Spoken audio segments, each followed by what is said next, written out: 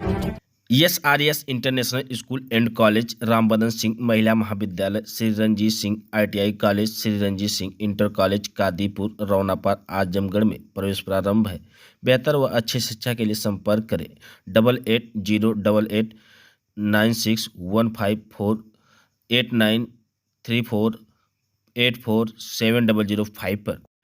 आजमगढ़ प्रधानमंत्री ने कहा कि पहले चुनाव के समय जनता की आंख में धूल झोंकने के लिए नेता घोषणाएं कर देते थे, बाद में कोई पूछने वाला नहीं होता था। जांच करने पर पता लगता था कि 30 से 35 साल पहले घोषणा हुई थी, पत्थर गाड़ दिए गए थे, बाद में पत्थर भी खो जाते हैं और नेता भी खो जाते थे।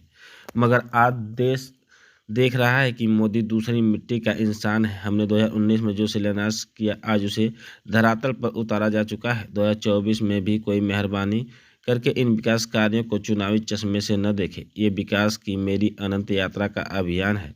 मैं 2047 तक देश को विकसित भारत बनाने का संकल्प लेकर तेज गति से दौड़ रहा हूँ और देश को भी तेज गति से दौड़ा रहा हूँ। पीएम मोदी ने प्रदेश के मुख्यमंत्री योगी आदित्यनाथ की तारीफ करते हुए कहा कि बीते वर्षों में डबल इंजन ने यूपी में लाखों करोड़ों के विकास कार्य कराए हैं। इसमें न सिर्फ इंफ्रास्ट्रक्चर बदला है, बल्कि युवाओं के लाखों नए अवसर बने हैं। आज यूपी की पहचान रिकॉर्ड निवेश और ग्राउंड ब्रेकिंग सेरेमनी से हो रही है। यूपी की चर्चा एक्सप्रेस वे बेहतर कानून व्यवस्था से हो रही है।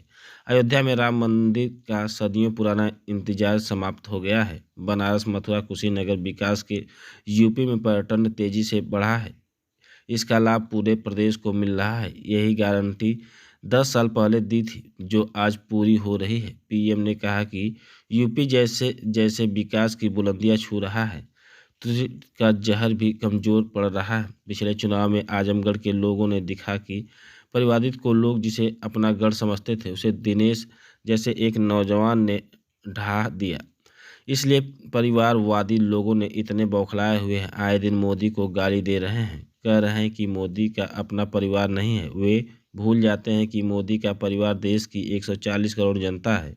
आज हिंदुस्तान के हर कोने से आवाज़ आ रही है, हर कोई कह रहा है कि मैं मोदी का परिवार हूं। उन्होंने कहा कि इस बार यूपी की पूरी सफाई में आजमगढ़ ने पीछे नहीं रहना। उन्होंने भोजपुरी में कहा कि आजमगढ़ जौन चाह जाऊं कर लेऊंगा।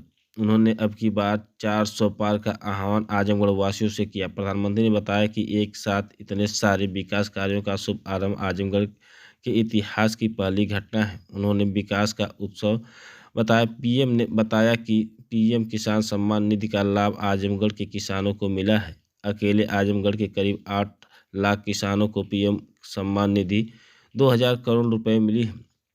इतने बड़े स्तर पर विकास की इतनी तेज रफ्तार तभी मुश्किल होती है जब सरकार सही नीयत और ईमानदारी से काम करती है।